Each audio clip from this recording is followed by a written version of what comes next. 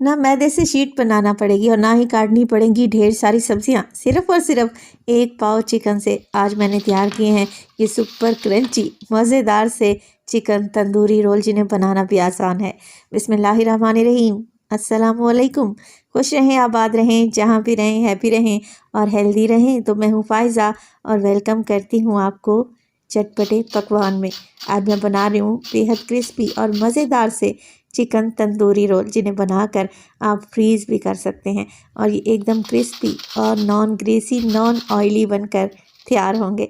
तो देर किस बात की, रेसिपी स्टार्ट कर लेते हैं। मगर उससे पहले रेसिपी अच्छी लगे लाइक कर दें और चटपटे पकवान को सब्सक्राइब भी कर लें। तो चले फिर तंदूरी रोल बनाना स्टार्ट करते हैं।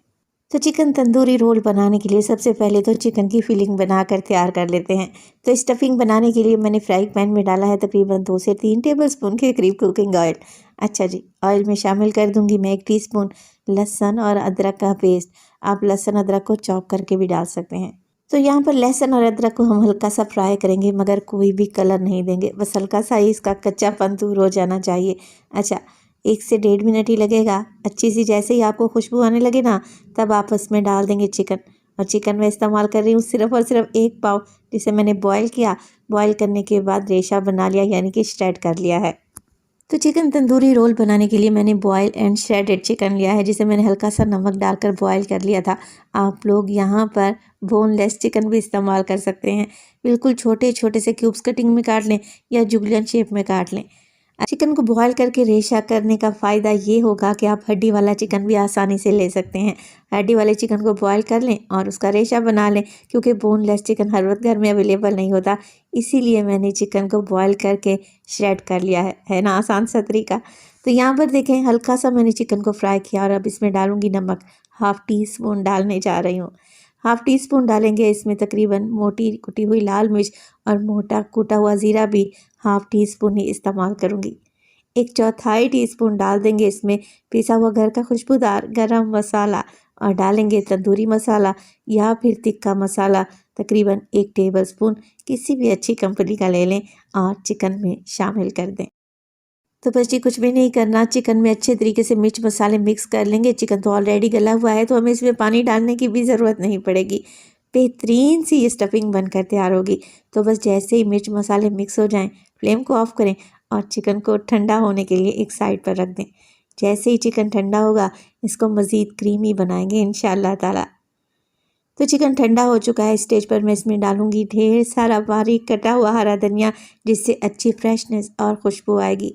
हरी मिर्च का भी इस्तेमाल करेंगे। मैं इसमें फ्रेश लाल मिर्च डालने लगी हूँ। आप हरी मिर्च भी डाल सकते हैं बारीक काट कर। 1 अदद हरी मिर्च का इस्तेमाल करें।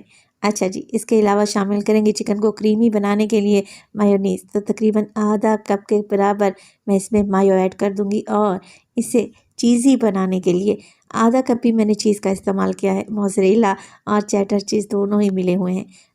तो अब आप लोग पूछेंगे कि फ़ायज़ा अगर चीज़ ना हो तब हम क्या ऐड करें? चीज़ नहीं है तो कोई इशू नहीं है, आप चीज़ को स्किप कर दें। आप सिर्फ इसमें मायोनीज़ डालकर अच्छे तरीके से मिक्स कर लें, तब भी आपको बेस्ट रिज़ल्ट मिलेंगे इंशाअल्लाह ताला। चीज़ डालने से चीज़ी फ्लेवर आएगा। तो जैसा आपका दिल करे, जैसा आपको आसान नज़र आए, सारी चीज़ों को अच्छे तरीके से मिक्स कर लें। लें जी, बेहतरीन सी चिकन तंदूरी स्टफिंग एकदम तैयार है।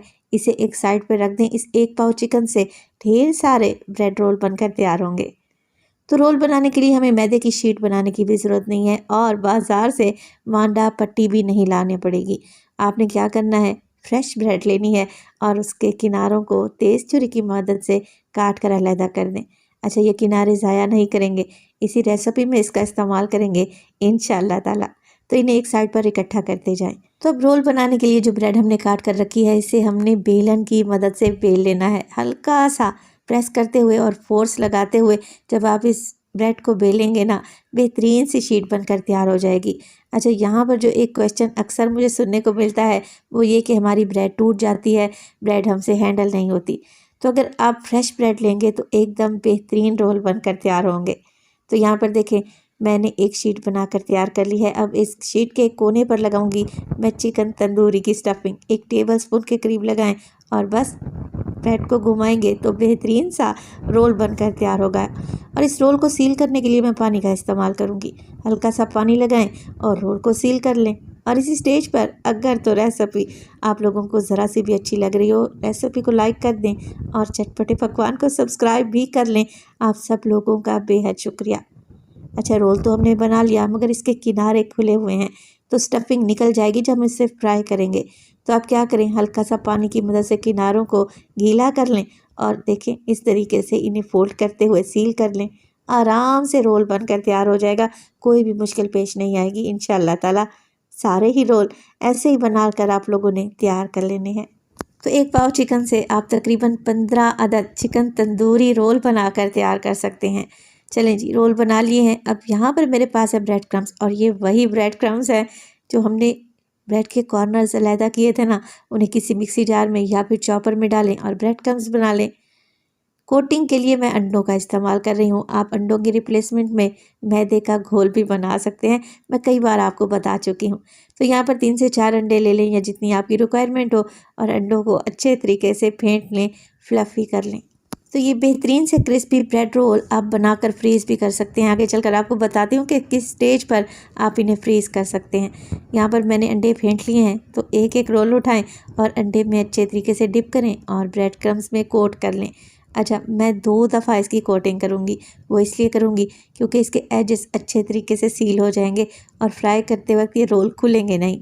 दूसरा, डबल कोटिंग करने का फ़ायदा ये होगा कि जब आप इन्हें फ्रीज़ करेंगे ना, तब फ्रीज़र से निकालने के बाद भी इनकी शेप ख़राब नहीं होगी और फ्राई करने तक ये क्रिस्पी क्रंची ही रहेंगे इंशाअल्लाह ताला।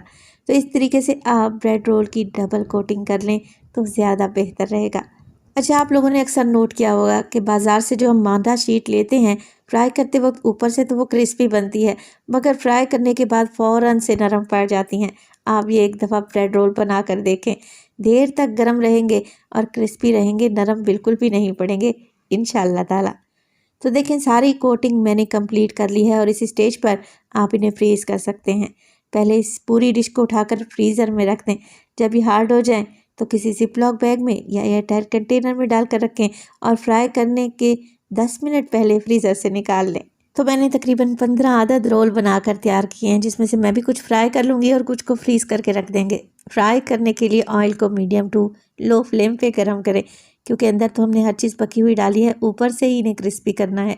अगर हाई फ्लेम रखेंगे तो कलर तो फ़ौरन पकड़ लेंगे ये रोल मगर क्रिस्पी नहीं बनेंगे। तो इस तरीके से उलटते पलटते रहें। देखें, ऑयल ज़रा बराबर भी गंदा नहीं हुआ और माशाल्लाह से शेप कितनी अच्छी आई है।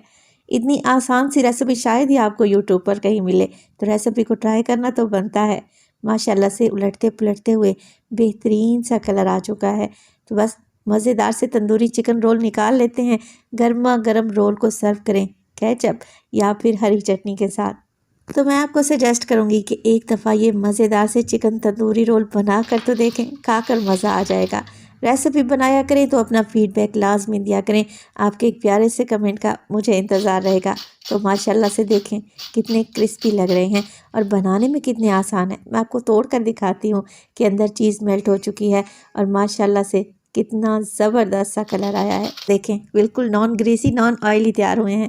तो अपना बहुत सारा ख्याल रखिएगा। फ़ाइज़ा को अपनी दुआओं में याद रखिएगा। मुझे दीजिए इजाज़त। टिल देन, अल्लाह निगहबान।